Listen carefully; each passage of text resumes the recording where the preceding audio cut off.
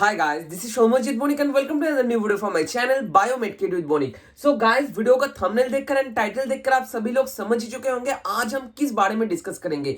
One of the most important topic की all India counselling कैसे होता है एंड इससे related full schematically in detail way में वीडियो में ला रहा हूं एंड आई थिंक इस वीडियो को देखने के बाद आप लोगों को ऑल इंडिया काउंसलिंग से रिलेटेड कोई भी प्रॉब्लम नहीं होगा। एंड यहां पर जो डिटेल्स बताऊंगा important facts and notices guys point out करते रहना है। एंड अगर आपके पास उसके बाद भी कोई डाउट बचा हुआ रहता है तो नीचे कमेंट बॉक्स खुला हुआ है, वहां पर जाकर आप हमें कमेंट कर सकते हो। I will obviously reply to all of you guys. आप मुझे इंस्टा पे भी फॉलो कर सकते हो @BioMedKit, नीचे इंस्टा का आईडी दिया हुआ है।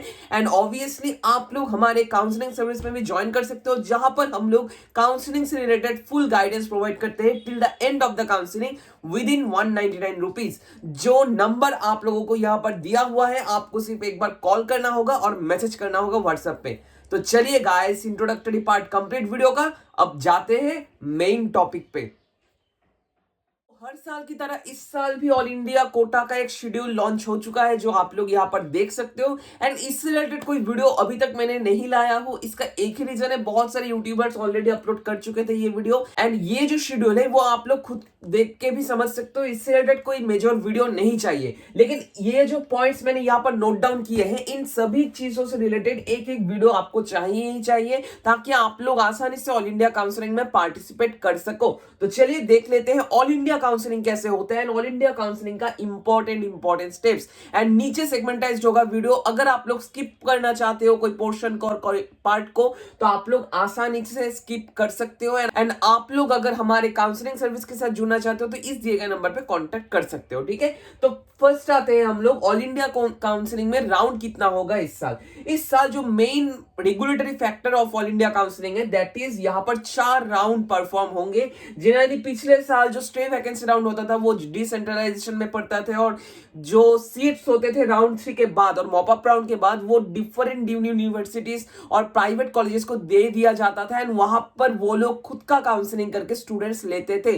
लेकिन इस साल से ये स्टे वैकेंसी राउंड भी ऑल इंडिया काउंसलिंग में इंक्लूड हो चुका है and from now the all India counselling is of 4 rounds, round 1, round 2, round 3 and stay vacancy round और राउंड 4, ठीक है। ये एक first important point. Second important point that is all India से कोई भी सीट रिवर्ट नहीं होंगे इस साल, इसलिए ऑल इंडिया काउंसलिंग होने के बाद पैरेलली स्टेट काउंसलिंग भी परफॉर्म होगा जो आपको ध्यान में रखना होगा। ऑल इंडिया काउंसलिंग राउंड 1 के बाद स्टेट का राउंड 1, ऑल इंडिया राउंड 2 के बाद स्टेट का राउंड 2, इस तरह से परफॉर्म होने जा रहा है ऑल इंडिया काउंसलिंग या स्टेट काउंसलिंग, जो आप लोग इस पीडीएफ में देख सकते हो। नीचे डिस्क्रिप्शन बॉक्स में 2 लिंक दिया हुआ है जहां पर जाकर आप लोग ये पीडीएफ डाउनलोड कर सकते हो और आप लोग हमारे टेलीग्राम ग्रुप में भी ज्वाइन कर सकते हो जहां पर मैंने ये पीडीएफ ऑलरेडी भेज दिया है, नीचे डिस्क्रिप्शन बॉक्स में लिंक दिया हुआ है। तो चलिए आते हैं राउंड 1 में फुल डिटेल्स में। राउंड 1, राउंड 2, राउंड 3, कोई भी राउंड का हो, आप लोगों को रजिस्ट्रेशन और फीस पेमेंट करना पड़ेगा। रजिस्ट्रेशन आप लोगों को ऑनलाइन करना पड़ेगा जो स्टार्ट होगा 19th ऑफ जनवरी से। 19th ऑफ जनवरी से रजिस्ट्रेशन और फीस पेमेंट स्टार्ट होगा, ठीक है। ये फीस पेमेंट जो होगा वो फीस जनरली रहेगा 10,000 रुपीज के आसपास, ओके। 10,000 रुपीज, ये 10,000 रुपीज का रिफंड हो सकता है या नहीं हो सकते वो हम लोग थोड़ी देर बाद डिस्कस करेंगे स्टेप बाय स्टेप। तो रजिस्ट्रेशन एंड फीस पेमेंट के बाद आप लोगों को एक पर्टिकुलर टाइम में, जो टाइम आप लोग इस चार्ट में देख पा रहे हो, उसी टाइम के अंदर आप लोगों को चॉइस फिलिंग करना होगा एंड चॉइस लॉकिंग करना होगा। Choice locking and choice filling कैसे किया जा सकता है, वेस्ट बंगाल में और ऑल इंडिया में कैसे गवर्नमेंट कॉलेजेस को चॉइस हम लोग कर सकते हैं, आप लोग इस वीडियो के थ्रू देख सकते हो। और सेपरेट में एक वीडियो लाऊंगा जिसके थ्रू आप लोग चॉइस फिलिंग और चॉइस लॉकिंग कैसे किया जा सकता है एंड कौन से कॉलेज को ऊपर रखना चाहिए, कौन सा को नीचे रखना चाहिए, ये सभी डिटेल्स में प्रोवाइड कर दूंगा इसी चैनल में। So guys, ensure that you are subscribing this channel and hit the bell icon to get latest notifications from my channel. तो चॉइस फिलिंग के बाद यहाँ पर एक इंपॉर्टेंट फैक्टर है, जनरली चॉइस फिलिंग से पहले वेरिफिकेशन होता है, लेकिन चॉइस फिलिंग के बाद इस साल वेरिफिकेशन होगा कॉलेज में जाकर नहीं, कोई पर्टिकुलर यूनिवर्सिटी में और कोई पर्टिकुलर इंस्टीट्यूट में जहां पर आप लोगों को बताया जाएगा। चॉइस फिलिंग के बाद आप लोगों का वेरिफिकेशन होगा एंड वेरिफिकेशन के टाइम पे ही जो लोगों का कोई पर्टिकुलर सर्टिफिकेट नहीं है, जो लोगों का कोई डॉक्यूमेंट नहीं है और पार्टिसिपेट नहीं कर सकते हो, उन लोगों को यहां से ही कैंसिल किया जाएगा इस साल। एंड इसलिए रेक्टिफाइंग प्रोसेस थोड़ा सा आई थिंक मोर एफिकेशियस होगा इस साल, ठीक है, क्योंकि पिछले साल वेरिफिकेशन कॉलेज में जाकर ही हो रहा था, इस साल वेरिफिकेशन थोड़ी देर पहले होगा, ठीक है। तो वेरिफिकेशन हो गया, वेरिफिकेशन के बाद प्रोसेसिंग होगा एंड रिजल्ट निकाला जाएगा ऑल इंडिया राउंड 1 का 29 जनवरी को। 19 जनवरी के बाद 4 फरवरी के अंदर आप लोगों को उस पर्टिकुलर कॉलेज में जाकर, अलॉटेड कॉलेज में जाकर क्या करना पड़ेगा, रिपोर्टिंग करना पड़ेगा। एंड रिपोर्टिंग अगर कर सकते हो और वहां पर जाकर एडमिशन लेना पड़ेगा। ये राउंड 1 का क्राइटेरिया मैंने आपको बता दिया। राउंड 2 में भी आपको सेम करना पड़ेगा। जो यहाँ पर डिफरेंट स्टेप्स, पहले रजिस्ट्रेशन एंड फीस पेमेंट होगा, उसके बाद choice filling, choice locking, verification process, result, reporting, ये सभी चीज होगा राउंड 1 में भी, राउंड 2 में भी एंड राउंड 3 में भी, ठीक है। राउंड 2 जो स्टार्ट होगा ऑल इंडिया का वो होगा 7 फरवरी से एंड रिजल्ट अलॉटमेंट होगा राउंड 2 का 26 फरवरी से। ये सभी चीज लगभग सेम ही है, लेकिन यहां पर जो फैक्ट्स है वो these are more important than this stuffs, ठीक है। एंड राउंड 3 कब से स्टार्ट होगा? राउंड 3 स्टार्ट होगा 2 मार्च से, मार्च के 2 से कब तक? 19 मार्च तक, मतलब मार्च के 19 में ये मॉपअप राउंड का सीट अलॉटमेंट होगा एंड वहां पर स्टूडेंट्स एडमिशन ले लेंगे एंड राउंड 3 और मॉपअप खत्म हो जाएगा। इसके बाद आते हैं स्ट्रे वैकेंसी राउंड। यहाँ पर जो पीडीएफ दिया गया है, यहाँ पर कहा गया है एक चीज कि नो न्यू रजिस्ट्रेशन, यहां पर कोई न्यू रजिस्ट्रेशन नहीं होगा। जो राउंड 3 के बाद, ठीक है, राउंड 3 के बाद भी जो स्टूडेंट्स और जिन स्टूडेंट्स का कोई भी सीट अलॉटमेंट नहीं हुआ है उनके लिए ही स्टे वैकेंसी राउंड चलाया जाएगा, ठीक है। Who got no seats within 26 March, मतलब स्टे वैकेंसी राउंड से पहले और राउंड 3 के अंदर जो स्टूडेंट्स कोई भी सीट्स नहीं पाए थे वो लोग ही सिर्फ स्टे वैकेंसी राउंड में पार्टिसिपेट कर सकते हैं। This is the most important term जो आपको देखना पड़ेगा। एंड ये सब कुछ होगा क्या? ऑनलाइन, जो आप लोग यहाँ पर देख सकते हो, मैंने नोट डाउन कर दिया है। तो लगभग आप लोग कह सकते हो 26 मार्च के अंदर हमारा एंटायर जो ऑल इंडिया काउंसलिंग ये खत्म हो जाएगा। अब आते हैं इंपॉर्टेंट फैक्ट्स में। कितना फीस पेमेंट लगेगा, फीस पेमेंट के बाद कैसे एडमिशन लेना पड़ेगा, अलॉटमेंट कैसे लेटर निकाला जा सकता है, एक्सेट्रा एक्सेट्रा एक्सेट्रा, सभी चीजों को लेकर जो हम लोग इस सेगमेंट में डिस्कस करेंगे। फर्स्ट आते हैं हम लोग राउंड 1 में, ठीक है। राउंड 1 में, तो राउंड 1 में रजिस्ट्रेशन एंड फीस पेमेंट के टाइम पे आप लोगों को 10,000 रुपीज पे करना पड़ेगा। 10,000 रुपीज आपने पे कर दिया एंड इसके बाद चॉइस फिलिंग, चॉइस लॉकिंग होने के बाद रिजल्ट निकल गया, ठीक है। रिजल्ट निकलने के बाद आप लोग को एक पर्टिकुलर कॉलेज में, आई थिंक आपका अलॉटमेंट हो गया है, आपका अलॉटमेंट कोई एक पर्टिकुलर कॉलेज में हो गया है। आपके पास 2 चॉइसेस रहेगा इस टाइम पे, one is to deny it, second one to accept it. मतलब मैं ऐसे कुछ समझ रहा हूं, आप लोग वेस्ट बंगाल से बिलोंग कर रहे हो, वेस्ट बंगाल का कट ऑफ आप समझ सकते हो थोड़ा सा लो हो जाता है रिस्पेक्टिवली अदर स्टेट्स, ठीक है। तो वेस्ट बंगाल में किसी एक स्टूडेंट का रैंकिंग है 10,000, ठीक है, 10,000 not state rank, all India rank 10,000 है। तो ऑल इंडिया रैंक 10,000 में अगर वो राउंड 1 में पार्टिसिपेट करता है एंड वो वेस्ट बंगाल का ही कोई एक कॉलेज लेता है, तो उसको कौन सा कॉलेज मिलेगा? लगभग जो पीछे वाले कॉलेजेस है जैसे मालदा, मुर्शिदाबाद, ये सब कॉलेजेस में उनका अलॉटमेंट हो सकता है with 10,000 all India quota rank, ठीक है। तो वो ऑल इंडिया कोटा में पार्टिसिपेट किया एंड उसको अलॉटमेंट हुआ मालदा और मुर्शिदाबाद। लेकिन वो जानता है कोई एक स्टूडेंट कि अगर मैं स्टेट में पार्टिसिपेट करता हूं तो I deserve much more better college. जैसे आप लोग समझ सकते हो वेस्ट बंगाल में ऑल इंडिया रैंक अगर किसी का 10,000 है तो वो लगभग सीएनएमसी और आईपीजीएम या एनएसएसकेएम हॉस्पिटल ऑप्ट कर सकता है। लेकिन वो स्टूडेंट को ऑल इंडिया राउंड 1 में ऑप्ट होगा क्या? मालदा और मुर्शिदाबाद। तो उस पर्टिकुलर स्टूडेंट ने पार्टिसिपेट किया, पार्टिसिपेट करने के बाद उसका कॉलेज भी अलॉटमेंट हुआ। अलॉटमेंट होने के बाद वो उसके पास 2 ऑप्शंस बचे हुए होंगे, एक तो डिनाई करना, सेकंड वन टू एक्सेप्ट करना। यहां पर 2 इंपॉर्टेंट फैक्ट और टर्म में बताना चाहता हूं। अगर आप लोग ऑल इंडिया राउंड 1 में किसी कॉलेज में अलॉटमेंट ले लेते हो, मतलब अलॉटमेंट लेटर आपके पास आया एंड यू से वहां पर कि yes I will take the allotment, आपको 2 चॉइसेस दिया जाएगा, one to surrender the seat and second one is to accept the seat. अगर आप लोग एक्सेप्ट कर लेते हो तो वहां पर जाकर उस पर्टिकुलर कॉलेज में जाकर आप लोगों को रिपोर्टिंग एंड बॉन्ड पेमेंट करना पड़ेगा एंड उसके बाद आप लोग स्टेट काउंसिलिंग में पार्टिसिपेट नहीं कर सकते हो। पॉइंट को याद रखो, अगर आप लोग राउंड 1 में किसी कॉलेज को ले लेते हो ऑल इंडिया कोटा में तो आप लोग उस पर्टिकुलर स्टेट काउंसिलिंग में पार्टिसिपेट नहीं कर सकते हो।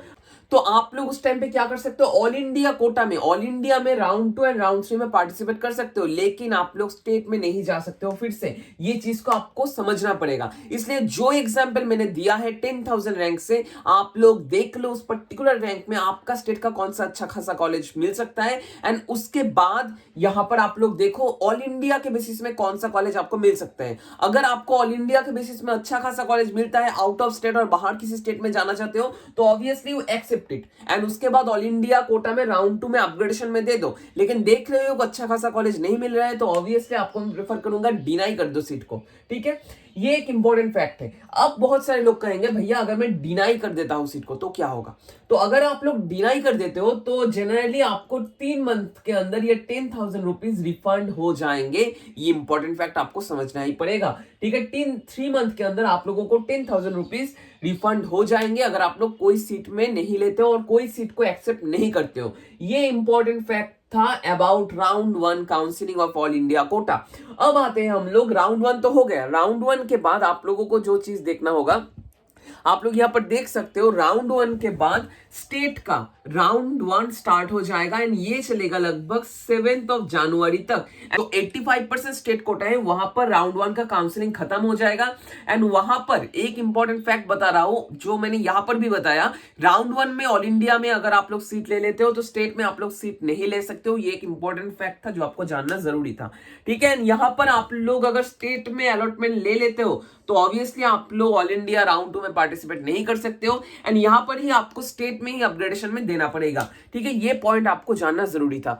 अब हम लोग फिर से आते हैं राउंड 2 में। राउंड 2 में मैंने बताया अगर आपका रजिस्ट्रेशन हुआ है, अगर आपका रजिस्ट्रेशन हो गया है ऑलरेडी एंड आप लोग राउंड 1 के बाद राउंड 2 में पार्टिसिपेट करना चाहते हो ऑल इंडिया में, तो ऑब्वियसली थोड़ा सा समझकर ये सुनना बात को। ठीक है, तो यहां पर आपको फ्रेश रजिस्ट्रेशन करना पड़ेगा 10,000 से। अगर आपने राउंड 1 में रजिस्ट्रेशन नहीं किया है, आपको फिर से राउंड 2 में रजिस्ट्रेशन करना पड़ेगा। लेकिन अगर आपने 10,000 पे कर दिया है एंड राउंड 2 में पार्टिसिपेट करना चाहते हो, तो ऑब्वियसली वहां पर 10,000 आपको फिर से पे नहीं करना पड़ेगा। पॉइंट को याद रखो। ठीक है, 10,000 हो गया एंड यहां पर जो होगा आपको देख सकते हो, मैं सोच रहा हूं यहां पर आपने चॉइस फिलिंग किया, वेरिफिकेशन किया, सब कुछ किया, करने के बाद आप लोगों का अलॉटमेंट रिजल्ट आया 26 फरवरी को।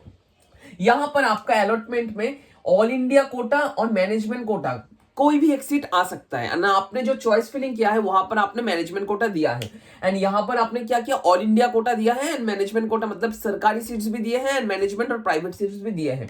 एंड आपका किसी एक में अलॉटमेंट आ जाता है, मैनेजमेंट कोटा में भी आ सकता है, ऑल इंडिया कोटा में भी आ सकता है, और ऑल इंडिया कोटा बीडीएस में भी आ सकता है। ठीक है, अगर आप लोग चॉइस फिलिंग में बीडीएस कॉलेजेस देते हो तो क्या होगा, you must have to take it, मतलब आपको लेना ही पड़ेगा। क्यों, अगर आप लोग नहीं लेते हो, ठीक है, अगर आप लोग नहीं लेते हो तो क्या होगा, आप लोग टोटल काउंसलिंग प्रोसीड्योर से बाहर हो जाओगे। आप लोग राउंड 3 में भी पार्टिसिपेट नहीं कर सकते हो, एंड अगर आपने नहीं लिया उस अलॉटेड सीट को तो आप लोग स्टेट में भी पार्टिसिपेट नहीं कर सकते हो। तो ऑब्वियसली अगर आपने राउंड 2 में पार्टिसिपेट कर रहे हो एंड चॉइस फिलिंग कर रहे हो तो समझदारी से काम लेना। अगर ऐसा होता है कि अगर आपका ऑल इंडिया राउंड 2 में कोई एक कॉलेज होने का चांस है लेकिन स्टेट में उससे भी अच्छा कॉलेज होने का चांस है, तो राउंड 1 में भी आप लोग उसके बाद भी निकल सकते हो। राउंड 2 में पार्टिसिपेट मत करो उस टाइम पे, क्योंकि राउंड 2 में अगर आपका ऑल इंडिया और मैनेजमेंट कोटा हो जाता है, you have to take it और you have to deny everything, और राउंड 3 में भी पार्टिसिपेट नहीं कर सकोगे एंड स्टेट में तो कर ही नहीं सकते हो राउंड 2 में अलॉटमेंट के बाद। ठीक है, एंड अगर आपका कोई अलॉटमेंट नहीं होता है, ठीक है, आपका कोई अलॉटमेंट नहीं होता है तो ऑब्वियसली कोई चिंता का बात नहीं है, आप लोग स्टेट के राउंड 2 में पार्टिसिपेट कर सकते हो। लेकिन अगर आपका अलॉटमेंट हो जाता है तो ऑब्वियसली आप लोगों को कोई फायदा नहीं होगा, स्टेट में भी पार्टिसिपेट नहीं कर सकते हो। एंड इसके बाद लगभग ये रिफंड हो जाता है राउंड 2 में जो अलॉटमेंट ना होने के बाद। ठीक है, मतलब जो स्टूडेंट्स का अलॉटमेंट ऑल इंडिया में नहीं होता उनको 10,000 रिफंड मिल जाते हैं। ठीक है, ये पॉइंट को आपको याद रखना होगा।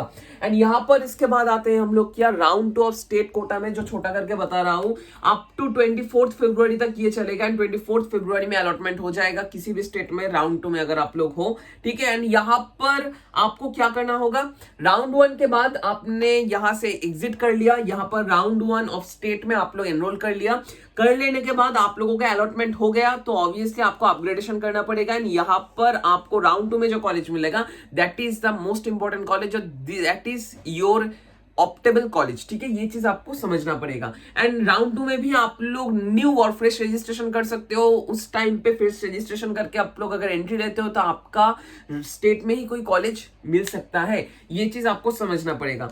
इसके बाद मॉपअप राउंड, स्टेट में मॉपअप राउंड में ज्यादा कुछ फायदा नहीं होता है, यहाँ पर ज्यादा गवर्नमेंट, ठीक है, और स्टेट कोटा प्राइवेट सीट्स नहीं रहते, सिर्फ मैनेजमेंट कोटा के जो स्टूडेंट्स होते हैं उनको यहाँ पर थोड़ा फायदा होता है। एंड स्टे वैकेंसी राउंड में भी आप लोग सेम ही कहते हो, मैनेजमेंट कोटा का ही ज्यादा स्टूडेंट्स वहां पर फिलअप होते हैं, मैनेजमेंट कोटा का ही स्टूडेंट्स फिलअप होते हैं। State quota private college and government seats इस टाइम पे mop up and stay vacancy round में ज्यादा फिलअप नहीं होते, जो पॉइंट को आपको याद रखना होगा।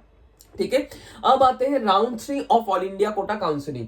राउंड 3 स्टार्ट होगा 22 राउंड 3 स्टार्ट होगा 2 मार्च टू 19 मार्च तक चलेगा। 19 मार्च में राउंड 3 का एडमिशन हो जाएगा एंड यहाँ पर ऑल इंडिया का जो कॉम्प्लिकेशंस था और जो प्रोसीड्यूर था वो क्लोज हो जाएगा। उसके बाद यहाँ पर आपको जो समझना पड़ेगा, यहाँ पर भी आप लोग न्यू रजिस्ट्रेशन करके एंट्री ले सकते हो, लेकिन यहाँ पर भी सेम चीज, अगर आप लोगों को मॉपअप में कोई अलॉटमेंट मिलता है तो ऑब्वियसली आपको वो लेना ही पड़ेगा। एंड यहाँ पर भी आप लोग मॉपअप में न्यू चॉइस फिलिंग कर सकते हो। जनरली मॉपअप में क्या होता है, मॉपअप में ज्यादा government seat and state quota private medical colleges में नहीं रहते हैं, ऑल इंडिया कोटा है। सो ऑब्वियसली यहाँ पर generally all India quota seat और गवर्नमेंट सीट ज्यादा नहीं रहते, यहाँ पर जनरली मैनेजमेंट कोटा के ऊपर ही काउंसलिंग होता है। बहुत सारे मैनेजमेंट कोटा के अच्छे अच्छे कॉलेजेस रहते हैं आउट ऑफ स्टेट, जो आप लोग सर्च कर सकते हो। अगर आप लोग अफोर्ड कर सकते हो तो आप लोग जा भी सकते हो वहां पर। एंड वहां पर काउंसलिंग करवाने के लिए आप लोगों को राउंड 3 में पार्टिसिपेट करना ही पड़ेगा, अगर आपको कोई अलॉटमेंट अभी तक नहीं हुआ है। एंड राउंड 2 में अगर आप लोग कोई कॉलेज पा रहे हो एंड अलॉटमेंट ले रहे हो, आप लोग राउंड 3 में अपग्रेडेशन के लिए भी दे सकते हो, लेकिन ज्यादा कुछ फायदा नहीं होगा। ये भी ऑनलाइन प्रोसीड्योर होगा जो आप लोगों को मैंने बता दिया। इसके बाद स्टे वैकेंसी राउंड के बारे में सेपरेट वीडियो में डिस्कस करूंगा, क्योंकि स्टे वैकेंसी राउंड को लेकर अगर मैं डिस्कस करता हूं तो और भी 10-12 मिनट्स कवर हो जाएगा। ठीक है, ये इंपॉर्टेंट फैक्ट्स एंड डेटा थे जो आपको समझना पड़ेगा।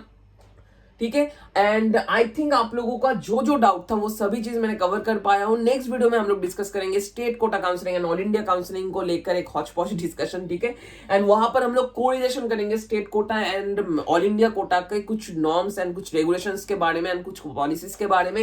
एंड अगर आपको अभी भी कोई डाउट है तो ऑब्वियसली नीचे कमेंट बॉक्स में आप लोग कमेंट कर सकते हो। एंड आपको ये वीडियो कैसा लगा आप लोग वो भी कमेंट बॉक्स में बता सकते हो। एंड हमारा जो काउंसलिंग सर्विस है, जो generally all India quota counselling है, स्टेट कोटा काउंसलिंग में गाइडेंस प्रोवाइड करता है, सिर्फ 199 रुपीज में आप लोग हमें इस नंबर पे कांटेक्ट कर सकते हो। नो फेक प्रोमिसेस, हम लोग गाइडेंस प्रोवाइड करते हैं ताकि आप लोग अच्छे से कोई एक मेडिकल कॉलेज में एंट्री ले सको by choice filling. And different documents कैसे निकाला जा सकता है, डिफरेंट डॉक्यूमेंट्स कैसे बनाया जा सकता है, सभी चीजों का काउंसलिंग का जो गाइडेंस वो हम लोग प्रोवाइड करेंगे सिर्फ 199 में। ठीक है, सिर्फ इस नंबर पे आप लोगों को हमें कांटेक्ट करना पड़ेगा। आज सिर्फ इतना ही, नेक्स्ट दिन आऊंगा और कुछ इंटरेस्टिंग वीडियोस को लेकर। तब तक के लिए stay tuned and guys don't forget to subscribe this channel, क्योंकि जो